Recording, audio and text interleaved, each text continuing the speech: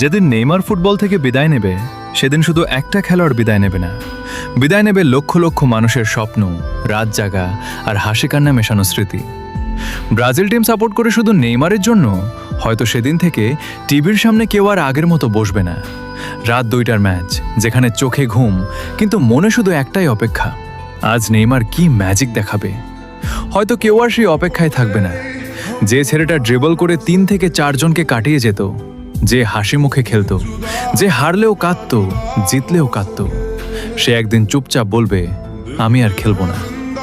সেদিন তার ভক্তদের চোখে পানি থাকবে। কেউ হয়তো চুপচাপ স্ক্রিনের দিকে তাকিয়ে থাকবে, কেউ হয়তো ভিডিও রিওয়াইন্ড করে পুরনো গোল দেখবে, আর ভিতরে ভিতরে বুকটা ভেঙে যাবে। কারণ নেইমার শুধু একজন ফুটবলার না, সে একটা অনুভূতি, যার সাথে জড়িয়ে আছে হাজারো মানুষের কৈশোর, ভালোবাসা আর পাগলামি।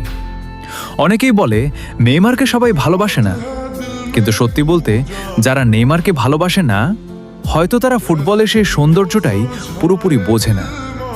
নেইমার, তুমি যখন বিদায় নেবে তখন স্টেডিয়াম হয়তো চুপ থাকবে, কিন্তু তোমার ভক্তদের হৃদয়ে তখন ঝড় চলবে।